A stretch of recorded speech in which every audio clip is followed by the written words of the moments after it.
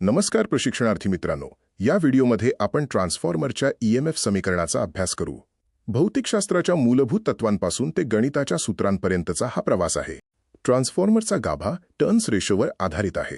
हे प्राथमिक N1 आणि सेकंडरी N2 वाइंडिंगमधील टर्न्सचे प्रमाण आहे आणि ते व्होल्टेज रेशो V2-1 दर्शवते.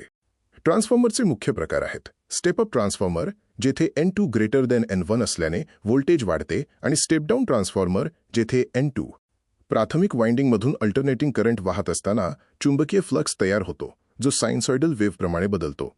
हे बदल फ्लक्समध्ये 2φm एवढा फरक दर्शवतात.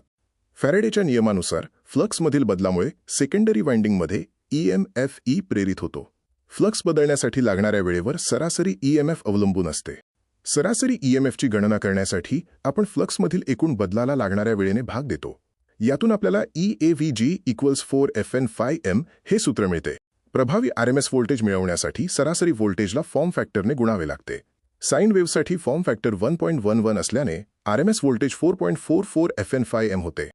ट्रान्सफॉर्मरचे फायनल EMF समीकरण आहे E=4.44 times F times N times φm, येथे E प्रेरित EMF, F फ्रिक्वेन्सी, N टर्न्सची संख्या आणि φm कमाल फ्लक्स आहे. प्राथमिक आणि सेकंडरी वाइंडिंगसाठी ही समीकरणे अशी दिसतात: E1=4.44 times F times N 1 times φm आणि E2=4.44 times F times N 2 times φm. Flux link असल्याने प्रति टर्न व्होल्टेज समान राहते. ट्रान्सफॉर्मरचे रेटिंग नेहमी kVA किंवा अपॅरंट पॉवरमध्ये दिले जाते, कारण कनेक्टेड लोडचा पॉवर फॅक्टर cos⁡φ ट्रान्सफॉर्मरला आधीच माहीत नसतो. आता आपण एका व्यावहारिक उदाहरणाने हे सूत्रे वापरू. एक 100 kVA ट्रान्सफॉर्मर आहे, ज्यामध्ये दिलेल्या माहितीनुसार आपल्याला करंट, प्राथमिक टर्न्स आणि कमाल फ्लक्स शोधायचा आहे. करंटची गणना करण्यासाठी आपण kVA आणि व्होल्टेज वापरतो. प्राथमिक करंट 41.7 A आहे, तर सेकंडरी करंट 417 A आहे. व्होल्टेज आणि करंट यांचे व्यस्त प्रमाण या उदाहरणातून सिद्ध होते. टर्न्स रेशोचा वापर करून आपण प्राथमिक टर्न्स NP शोधू शकतो. VP/VS रेशो 10 येतो आणि NP=10 टाइम्स NS, ज्यामुळे प्राथमिक टर्न्स 3000 मिळतात.